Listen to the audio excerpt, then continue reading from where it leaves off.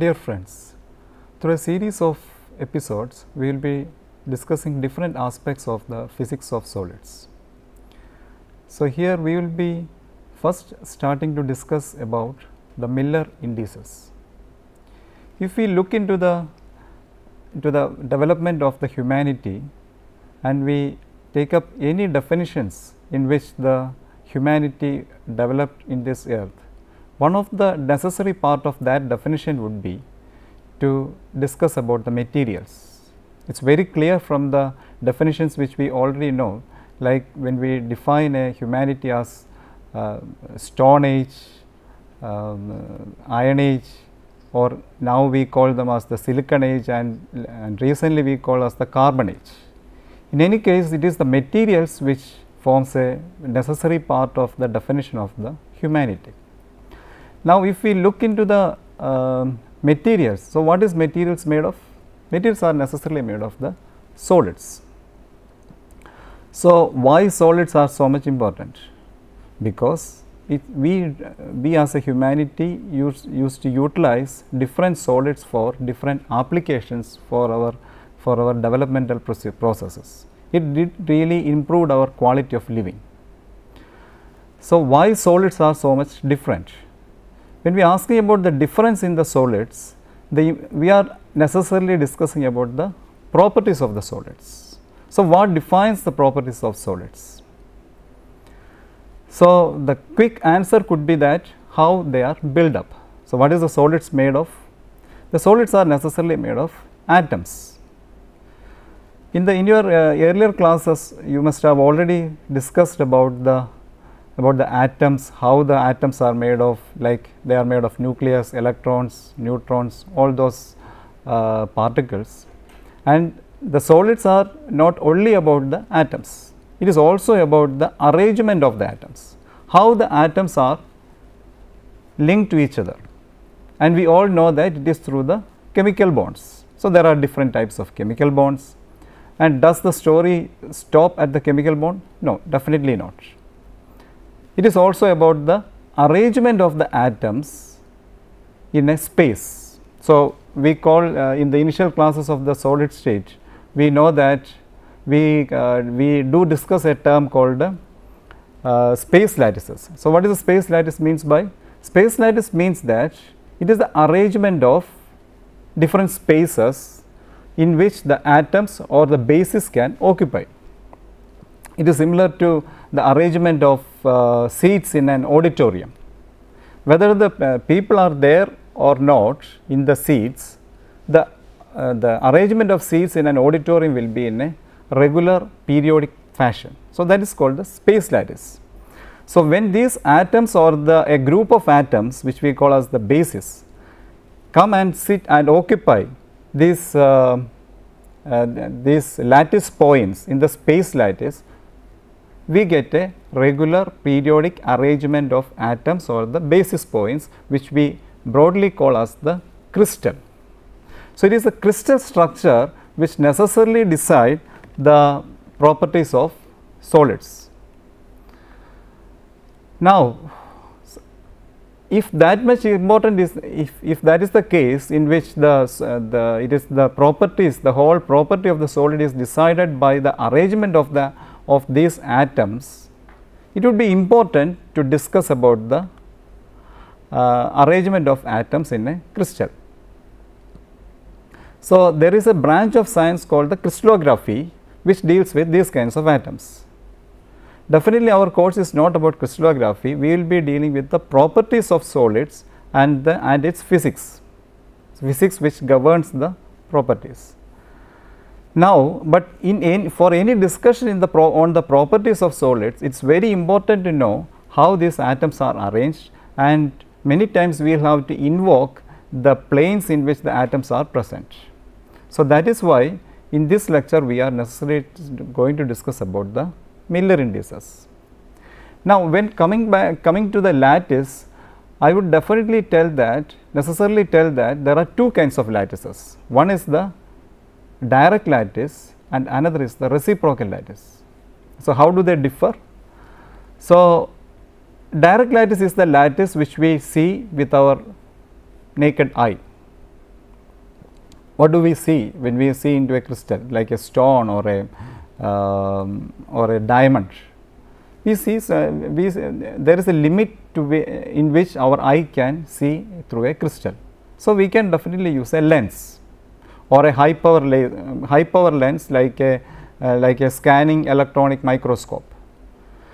So, the view in which a human will get through a direct vision with the help of a lens is called which will make a direct lattice. But when a wave interacts with a lattice, wave actually is seeing the lattice in a different form. What does the wave see? Wave is actually seeing a direct lattice based on few optical principles such as interference, diffraction, etc. So, what is the necessary condition for a diffraction or interference to happen?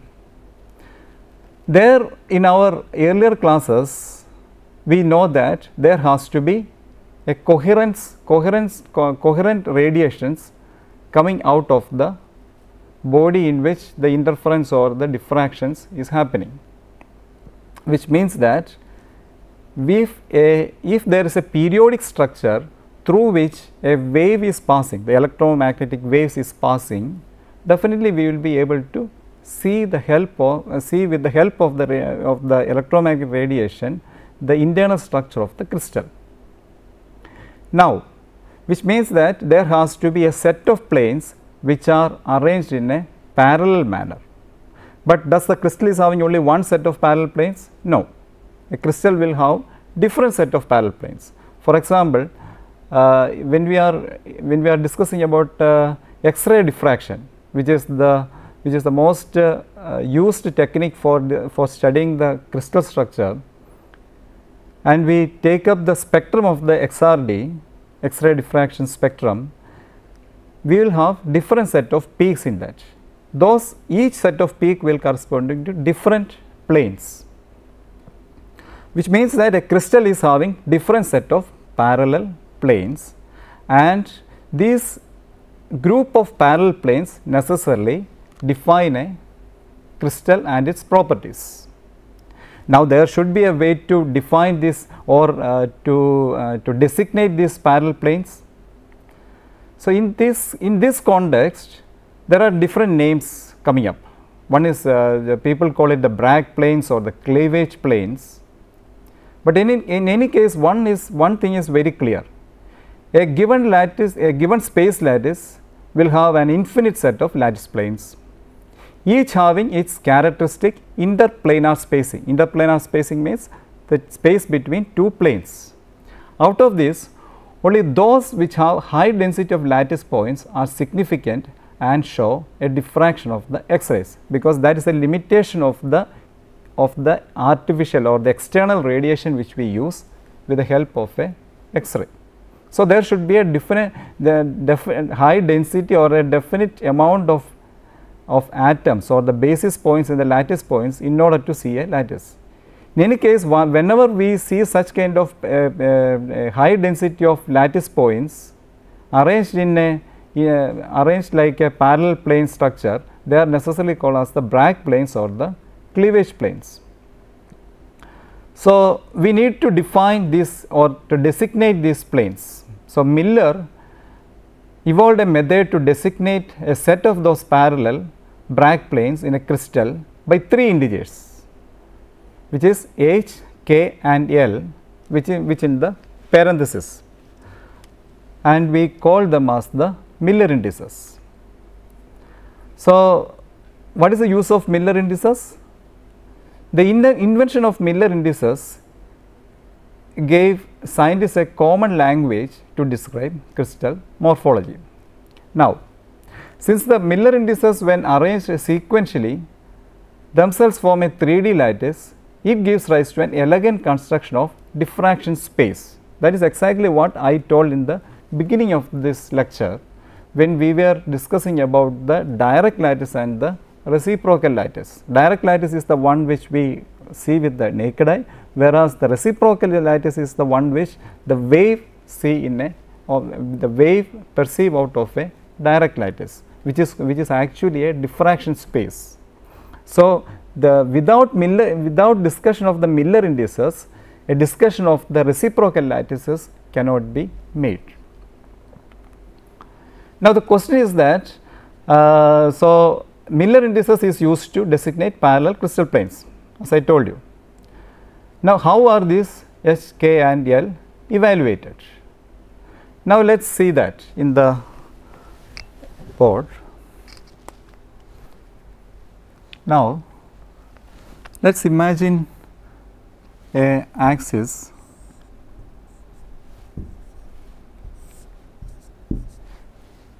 A, B, C. So, it is a 3-dimensional lattice structure which we are trying to draw here. Now, our task is to evaluate the Miller indices. Now, with this basic lattice structure, let us define that we are having few intercepts at different parts of this axis, and we designate the axis as x, y and the z. The first step in the evaluation of the Miller indices would be to form a fractional triplet. We have the x in the a axis, and we take the ratio of x and the a, x by a, y by b and z by c. So, this is the fractional triplet, and now the next step is to inverse the triplet, which means that a by x, b by y and c by z. The fourth and final step would be to find out the common factor of them, which we call as the LCM of them, and we find out and we reach into a integer numbers which we call as H, K, L. So, this is what I told you as H, K, L within parenthesis. So, this is how we calculate the Miller indices. So, now let us try to do a practical example of them.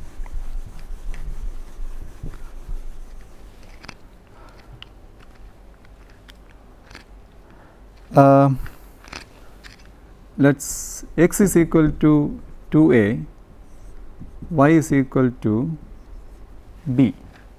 So, this is how the first step is completed. Now, the second step would be to take the fractional triplets x by a, which is equal to 2, and y by b is equal to 1. But since we are here only dealing with a 2-dimensional lattices, I confine myself to 2 numbers. So, here in these cases, what will be the triplet would be 2 by 1, and we take the inverse of them, which is half 1, and the fourth and final step would be to calculate the LCM of them, which means that H is equal to 2 and K is equal to 1. So, this is the simplest example to evaluate the Miller indices of a typical crystal lattice. Now, we get into 3-dimensional lattices. So, let us take the example x is equal to 2a, y is equal to 1b and z is equal to 1c. So, let us try to do this. So, x by a is equal to 2, y by b is equal to 1, z by c is equal to 1, which means that it will give a 2 1 1 fractional triplet. So, you take the inverse of that will be giving you 1 by 2 1 1, and then the corresponding HKL or the Miller indices for that lattices would be 1 2 2. So, this is it. So, this is how we evaluate the Miller indices. Now, we know how to evaluate the Miller indices. Now, let us try to draw some planes and see how its Miller indices can be calculated from them. So, we go just the reverse way which we discussed right now.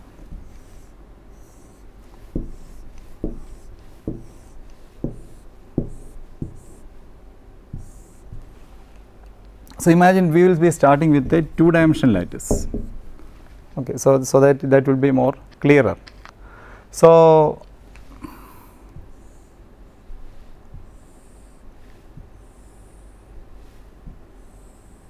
question is, what is the Miller indices of this lattice, this two-dimensional lattice which I have shown here. So, how to evaluate that? Now, imagine this is the A and the B lattices. Now, this is the x point. X point is this is 1, this is 1. So, which means that I can take this as 1, 1, 0, or the HKL value of this plane would be 1, 1, 0. So, this the HKL value for the plane which is shown in this diagram is 1, 1, 0. Now, we calculate for another lattice. Let us take another case of the two-dimensional lattice itself. So, in the 2D lattice we consider lattice here.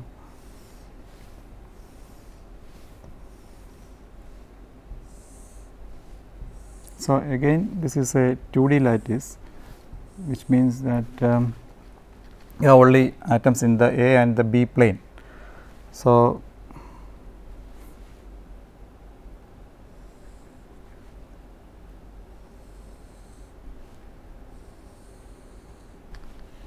this set of parallel planes just goes on like that.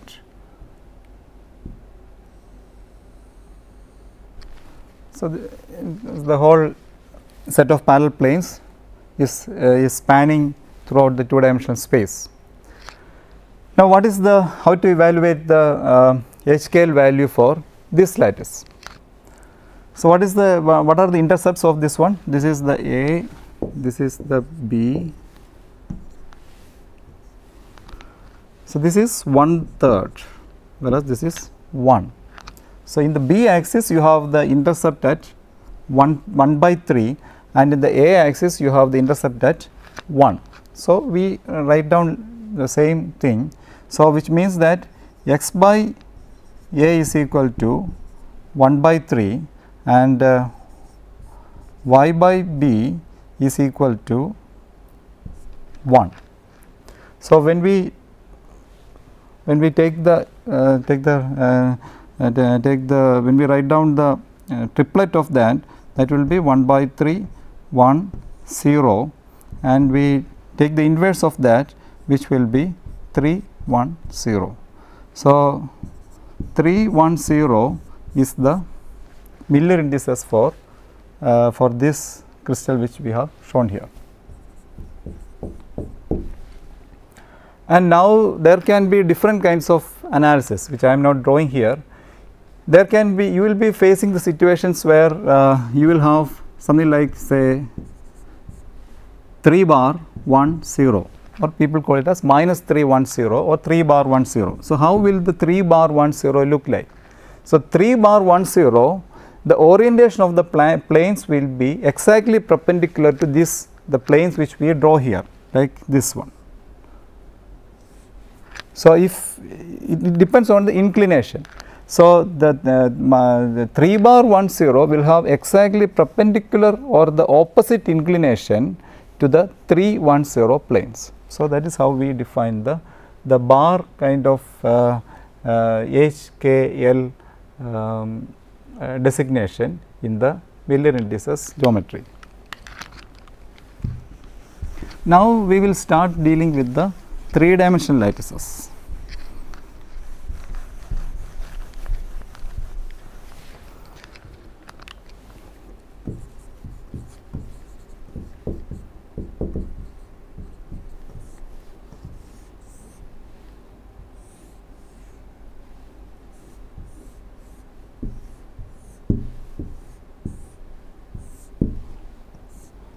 So, I have the A, B and the C axes. So, now imagine that if my task is to draw a 1 0 0 plane. So, how will the 1 0 0 plane look like? So, this is that, which means that in the A direction you have the 1, and in the B and the C direction you have the 0. So, B and the C direction will be 0 in the HKL means that if we go on the reverse direction of the manner in which we calculate the HKL, we will see that the B and the C will not have any kind of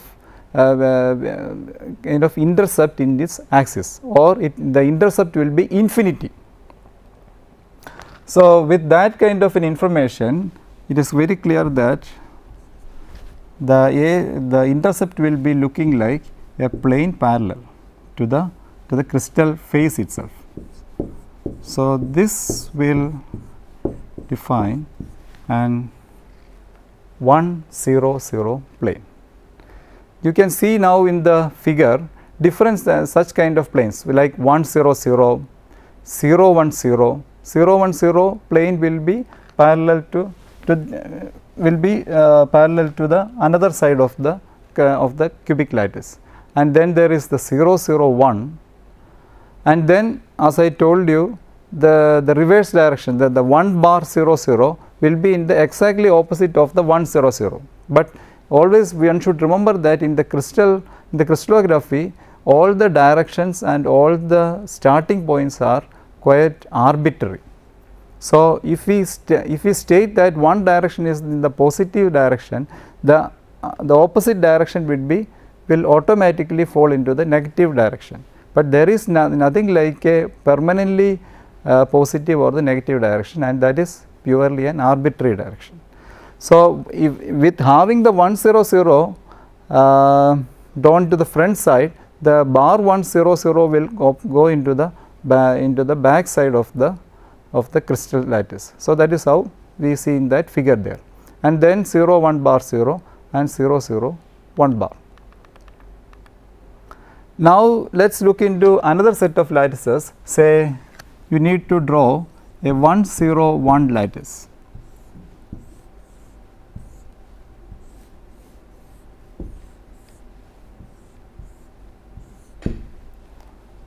So, similar to that case earlier, A, B and the C.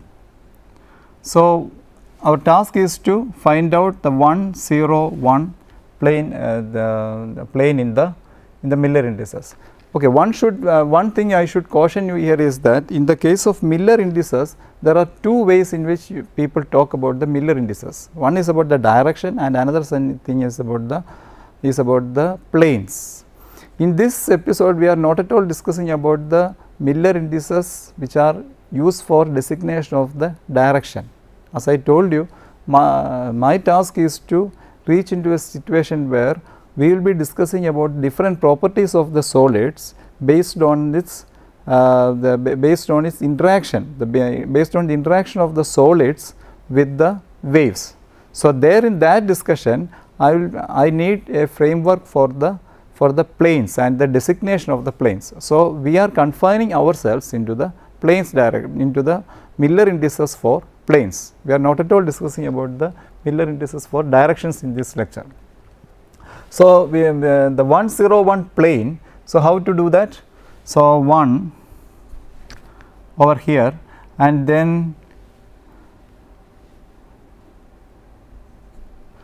in the B axis you have the 0, and in the C axis you have 1.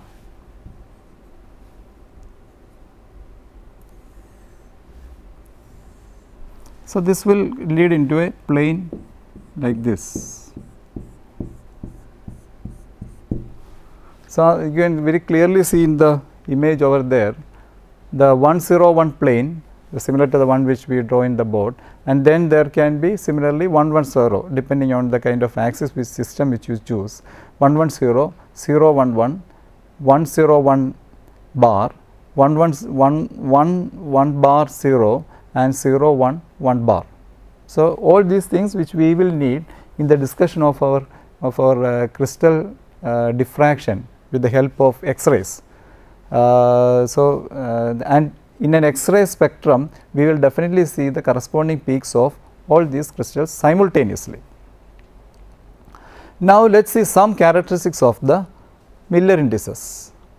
Now, the first and foremost characteristics this will also form as a conclusion of the points which we discussed already. All the parallel equidistant planes have the same Miller indices. Thus, Miller indices define a set of parallel planes. So, that is the first part which we talked about. The second thing would be a plane parallel to one of the coordinate axes has an intercept of infinity. So, that was central to the discussion which we made when we were drawing the crystal planes. The third point is that if the Miller indices of the two planes have the same ratio, for example 822 and 411, these are a set of parallel planes. So, the idea of the Miller indices tells that if the Miller indices of the two planes have the same ratio, then the planes are parallel to each other. And the fourth major characteristic would be if the HKL are the Miller indices of the planes of a plane, then the plane cuts the axis into H, K and L equal segments respectively. So, we told about the planes having equal ratios. HKL are parallel, but are they same planes? It is a very complicated question to answer, but simple to think about.